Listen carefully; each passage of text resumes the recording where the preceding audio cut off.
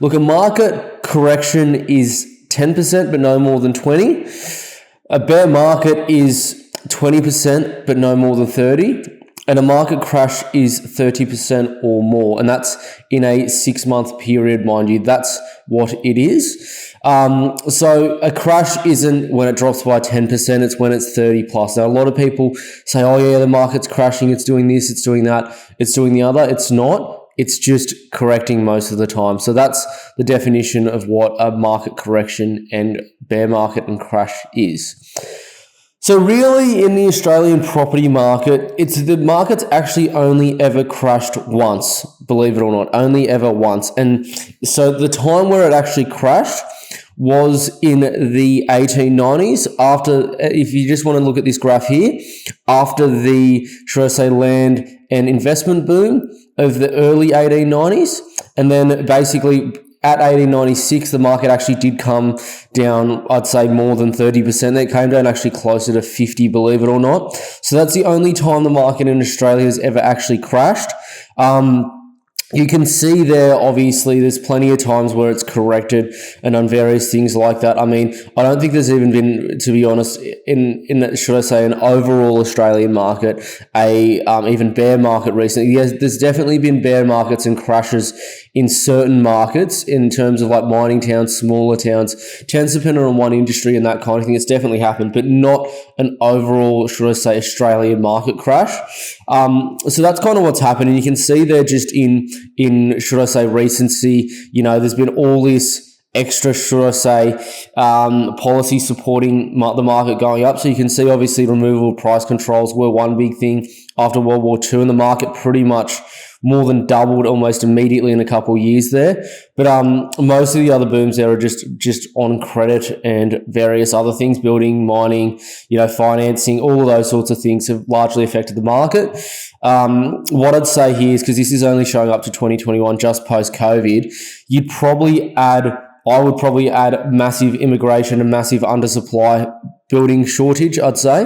That would be a large thing, because a large reason why the market is going up is because despite not many people being able to afford it, there's just so much undersupply that people have to, even if not that many people can afford the high prices, there's still such low amount of supply that there's enough people to actually still push it up. So, I mean, that should be another thing if you were to do it out to 2025 here, but this obviously doesn't go that far. So, look, the market in Australia, as I said, has crashed previously.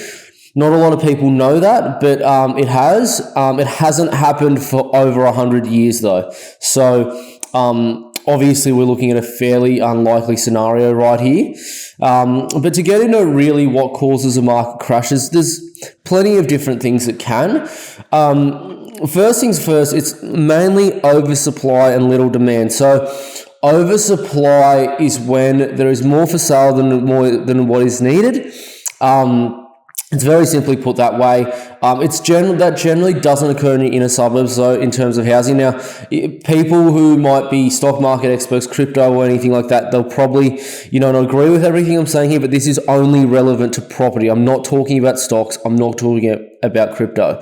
So oversupply is when, obviously, as I said, more than what's needed. Little demand means obviously there's not enough people actually looking for what's needed. Excessive leverage in property is when people are clearly above what they can borrow and what they can afford to repay. If people can't afford to repay it at a reasonable rate, it is more than what they can borrow. Now, recently, obviously, everyone would have heard of the 30% rule. I've mentioned it plenty of times. You should be paying no more than 30% of your mortgage or rent. That's gross income on your actual mortgage or rent. Now, there's a lot of places that I would say that don't, should I say, follow that. A lot of your regional areas, a lot of your, especially very regional, apartments, outer suburbs are great examples of that. People scraping by, paying nearly every cent to mortgage. That's not a good thing for the suburbs' future. And that leads on to poor liquidity. So liquid cash and liquid capital are really important. Now, I'll show you something in slides to come, but what poor liquidity does is it basically forces foreclosures. Now, the thing about the Australian market, what I'd say to that, though, is banks aren't as ruthless as they used to be in terms of foreclosures. So pre-2008 especially, used to have banks that genuinely, repossess houses. They still do today, but not to the same rate that they used to previously do it. Now, obviously, you got your 90 days arrears where banks actually genuinely can repossess a house off you. But often what banks will actually do these days with people is a person will say, hey, I'm in financial strife. Can I capitalize or delay my repayments? And a bank is always going to say yes to that, because if they capitalize the interest, then what will happen is the principal balance goes up, therefore the bank makes more money. So what I'm saying there is liquidity is an issue, although the issue we have at the moment is banks don't actually repossess homes the same as they used to. Over-speculation is another thing. So it's when people it's especially very common in, I'd say, the winner's curse phase of a lot of markets. It's when people become overly euphoric about areas and they think it can never go down. They think it's just going to keep doing 10 to 20% year on year on year. And it's just unrealistic. Over-speculation in real estate, I'd say in Australia, is also people over-speculating the long-term viability of areas. You get people, for example, who will say there's a project going down in Whyalla or something like that in very regional South Australia. You might get people saying, there's this mine that's just been found, or some product that's just been found in the ground in some, should I say, really regional town. And they'll speculate and say, this means prices will do this forever over the long term. And it's like, well, yes, the town might do well in the short term, but it doesn't necessarily mean it's going to do well in the very long term. There's plenty of examples, and yes, the markets are up now, but where people were over-speculating places like Port Hedland and Karratha in the late 2000s to early 2010s, and it literally doubled in value. Then it went right from about 1 to 1 million right down to about 400 to 500,000 in the space of about 4 to 5 years. So things like that can happen on areas, and it's especially common in areas that are done very well. The issue that a lot of people have is there's, especially in property, such a recency bias to what people do. So I can't tell you how many people I've heard say, that doesn't apply to me because I bought in this area in 2018 or 2021 or something like that, and it's doubled since then. I'm like, yes, it's doubled, but what did it do the 15 or 20 years before that? And they don't even know. So they get most people have a massive recency bias over what they see, what they hear, and what they've experienced, and it just doesn't work like that long term. Geopolitical tensions. So, look, geopolitics, now it does play a part in the Australian market because we do have quite large immigration coming in. It also plays a part into who's coming in and who's living where. So, when you look at skilled migration in terms of geopolitics especially, and also, just interrelationships between countries, geographically different countries, it does really matter who's that's a large part of what it actually plays in Australia. So, for example, the wealthy, skilled immigrants and the ones who come in, paying multi-million dollars worth of money to fast-track their passports, those sorts of people, you want to be buying in areas where they're either near or they are. In terms of tensions, what can affect it, supply shortages in certain industries. Like if you've got a industry or economy largely based on manufacturing where you are, and let's say China plays difficult with the Australian government, which can happen, and turns certain product ships around, you will have problems in those industries. Iron ore is another one, for example, coal, anything like that. If you have an area that's based on it, buyers of it don't want to buy or just refuse to buy it for a certain period, they can play a part too. Tariffs, obviously everyone knows the Trump tariffs, that plays a part too. If you've got excessive tariffs in certain areas and countries that are largely, affecting the Australian government, it can have an inflation effect. It can also, though, have a deflation effect. So, for example, in Australia, if you have consistently high tariffs with a lot of Asia, what will happen is they've probably already tried to supply the US market with all the product, and then they could end up dumping it here, and it could actually have a deflationary effect. But on the contrary, it could also have an inflationary effect if they bundle us in with the US and they don't decide to sell to us and we have to buy from other Western nations or something like that too. So it can have a lot of different impacts. It can be both inflationary and deflationary, but that's basically how it affects the property market. Poor governance is another thing. I will get into that shortly, but in a quick summary, government policy in the Australian market is very much so something that props a lot of the market up. It's not something I'd say is a good thing, but it's just something that happens. So just be aware of that. There's a lot of, obviously, policy, a lot of vested interest from politicians in the property market, and there's a lot of interest also in tax revenue from the government via stamp duty and various other council rates, water rates, and everything like that. That I just call taxes because that is a tax. You're paying it to a government industry. So that's another thing. All these things can cause market crashes, basically. But really, the question everyone will ask is what will cause the next crash?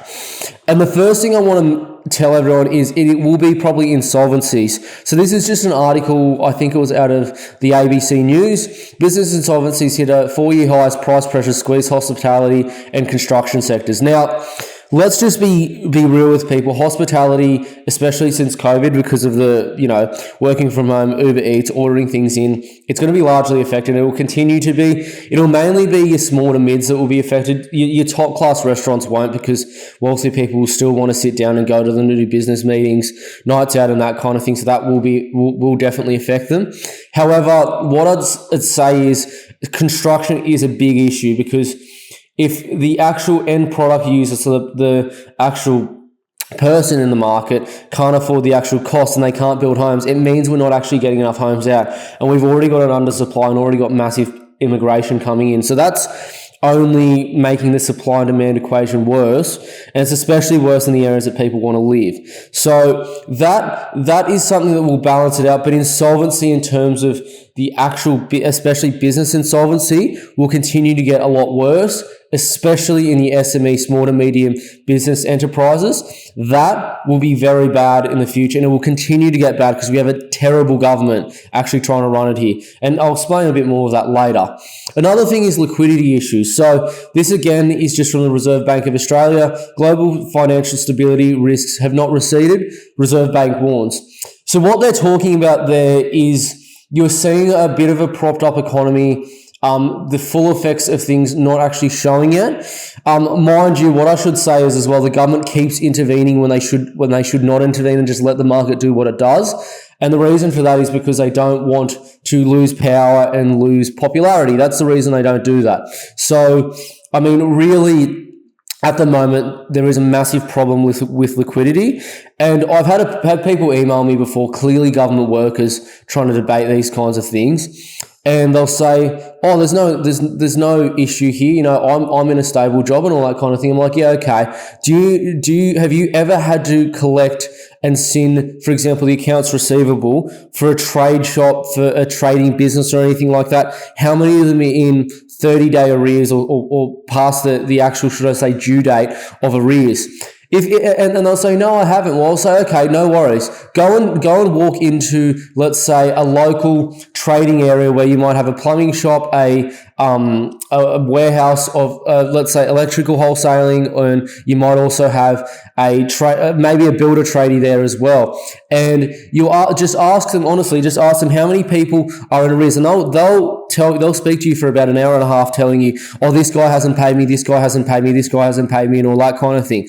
So the reason that issue's happening is because of liquidity, and people who aren't in the industry of businesses or run businesses or do anything to do with a private enterprise don't understand that. And it's mainly the private sector that's being largely affected. But to go to the next thing, I'd say, issue we have as well is we have an ever-reliant and growing public sector. So this is just an article out of the Australian. Collapse in private sector job creation as public sector service surges. So if you want to look at all job growth, it's generally been somewhere between, since especially the last 2 years, especially this government's taken power, it's mostly been between, of the job growth, somewhere between 80 and 90% of all job growth has been public sector. Now, this is an issue because the issue here is, and again, people who work for the public sector hate me saying this, but it's just the truth, the vast majority of the actual, should I say, income that comes into, or tax revenue that comes into Australia is from the private sector. It's not public. Now, why I say that is because public sector, yes, you have people working, but they're already being paid mostly. It's not completely. I have had people say it's not entirely, because we get things from, other revenues from overseas, things the government has created, royalties and that kind of thing. That is true. But the vast majority of the revenue in Australia comes from income tax, business tax, and things from the private sector. That's where it comes from. Now, if people are working in the public sector, that's money that the government already has that's just being re-taxed. It's not necessarily government money where I'd say the government, has created out of thin air. There is a little bit of that, but not much. So the issue you have is there's all this money that the government's already had that's just already in a pot that's just going back into a pot, and it's not growing at all. So the issue again is that you eventually run out of other people's money if the private sector keeps shrinking. That's obviously quoting, I'd say Communist Manifesto. The issue with communism is that you eventually run out of other people's money. Now, I'm not going down that path, but the issue again is you don't want any more, in my opinion, than 15% of the entire, should I say, government, or not government, but the entire employees of the nation being employed by the government or relying on the government. So when I say relying on the government, I also mean things in terms of industries that are completely backed by the government. So education might be one, NDIS might be another, aged care might be another. They're all funded by the government, okay? So I mean in total of employed by the government, federal, state, territory, local, and I also mean businesses reliant on government, should I say, funding. That should be no more than 15%. I'm telling you right now, it's about 30+% at the moment. So this is not a good thing. I might have people who work for the government not liking this, but it's just the truth. All I suggest to you is go and walk into a private sector trade shop, or talk to a few tradies and just ask them how many people are in arrears with liquidity and can't pay their bills. They'll give you a whole list of them, and it is just search on a current affair if you don't, but believe me. So look, these things are what's going to cause the next, should I say, market crash in Australia. So just be aware of them. That's all I'm saying. Apartments and outer suburbs are also something that's going to be largely affected by this. So it's also another thing to be aware of. But the issue with this is mostly apartments and outer suburbs are full of first home buyers and unknowing investors. So you see here just a, should I say, graph of all these suburbs that have large mortgage stress. So you'll see just an eventuation towards a lot of suburbs where you've got, I'd say, a very heavy apartment market, and also an eventuation to outer suburbs and suburbs on peripheral outskirts of major cities. That's very common. So the issue with these is you got a leveraged market of generally somewhere between 80 and 95%. Now, since that 5% deposit scheme's been announced, that number's probably going to go close to the 90, maybe even above in some of these suburbs. So that's not a good thing to have in your suburb, because when you have a market issue or a market crash, this is something that can largely affect it, and not only largely affect it, but it'll actually lead to a lot of people leading into false sales, which leads to more supply, and then no one wants to buy them either because they see what's going on. So that's just something to be aware of in areas like this.